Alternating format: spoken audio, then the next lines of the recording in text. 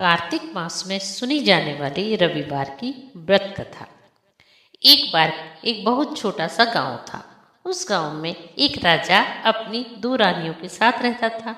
राजा की बड़ी रानी बड़ी ही धार्मिक प्रवृत्ति की थी। वह सभी तरह के व्रत उपवास और दान पुण्य किया करती।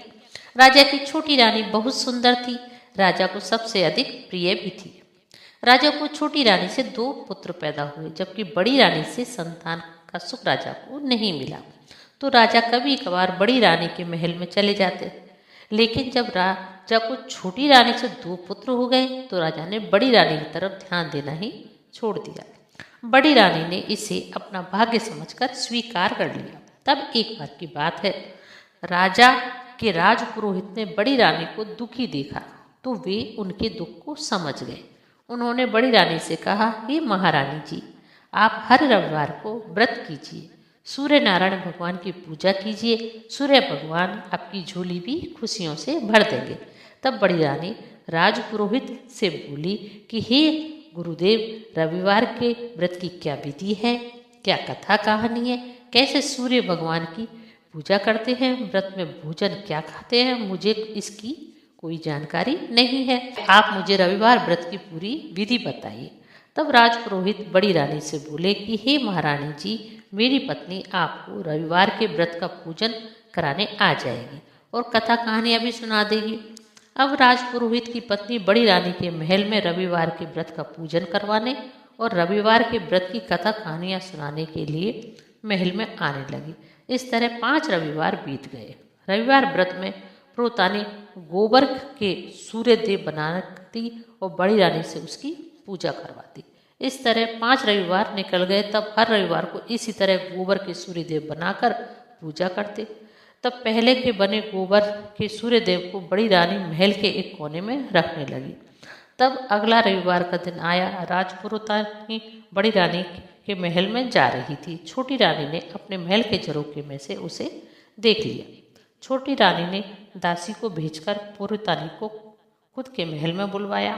पुरोहितानी छोटी रानी के महल में आई तो उन्होंने पूछा, अरे पुरोहितानी, तू आजकल बड़ी रानी के महल में क्यों जाती है? तो पुरोहितानी ने पूरी बात बताई। तब छोटी रानी ने पुरोहितानी को भड़का दिया कि तुम 1 महीने से बड़ी रानी को रविवार का व्रत करवा रही हो, पूजन भी करवा रही हो, कथा कहानियाँ सुना रही हो, और बदले में बड़ी रानी दक्षिणा में तुम्हें क्या देती है? तो पुरोहितानी ने कहा, मुझे उन्होंने अभी तक कुछ भी दक्षिणा नहीं दी। तो छोटी रानी पुरोहितानी से कहा, तुम आज उनसे मुंह मांगा दान मांगना। इसके बाद पुरोहितानी बड़ी रानी के महल में गई। आज पुरोहितानी कुछ उकड़ी उकड़ी सी थी। आते ही बड़ी रानी से बोली कि महारानी जी, मैं 1 महीने से आपको रविवार के व्रत की कथा कहानियाँ सुना रही हूँ और पूजन भी करवा रही हूँ। अब तक आपने मुझे कोई दक्षिणा नहीं दी। आज मैं आपसे दक्षिणा लेकर ही जाऊंगी, क्योंकि बिना दक्षिणा के कोई पूजा व्रत फल नहीं मिलता है। तब बड़ी रानी ने पुरोहितानी से कहा, पुरोहितानी जी, मैं कल रविवार के व्रत का उद्यापन करूंगी। आप 5 जोड़ा जोड़ी ब्राह्मणी को घर बुलाकर ले आना। मैं उनको स्वादिष्ट भोजन कराऊंगी, बढ़िया दक्षिणा भी दूंगी। यह सुनकर पुरोहितानी खुश हो गई और पूजा करवाने के बाद पुरोहितानी घर आ गई। इधर बड़ी रानी सोच में पड़ गई कि मैंने पुरोहितानी को बोल तो दिया, लेकिन उन्हें क्या दक्षिणा दूंगी। उस दिन बड़ी रानी सूर्य भगवान को याद करके सो गई। तब सूर्य भगवान ने सोचा कि अगर आज मैं बड़ी रानी के सत का मान नहीं रखूंगा तो कलयुग में हमें कौन मानेगा। सुबह ब्रह्म मुहूर्त में सूर्यदेव भगवान ने बड़ी रानी को स्वप्न में दर्शन देकर कहा, हे पुत्री, तू चिंता मत कर, मैं तेरी पूजा और व्रत के से बहुत खुश हुआ। मैं तुझे वरदान देता हूँ, तुझे 7 पुत्र होंगे जिनकी कीर्ति 10 दिशाओं में होगी, और जहाँ तूने मेरे गोबर के सूर्य देव रखे हैं वे सोने के बने हुए हैं मिलेंगे। पुत्री, तू वही सोने के सूर्यदेव ब्राह्मण ब्राह्मणियों को दान में दे देना। पुत्री, तेरा घर धन धान्य से भर जाएगा। ऐसा वरदान देकर सूर्यदेव अंतर्ध्यान हो गए। उस समय सुबह के 4 बज रहे थे। बड़ी रानी की नींद खुल गई और उसी समय महल के उस स्थान पर गई जहाँ उसने पूजा सामग्री के साथ गोबर के बने हुए सूर्यदेव रखे थे। उसने देखा कि गोबर के सूर्यदेव सोने में बदले हुए थे। रानी ने सूर्यदेव भगवान को धन्यवाद दिया।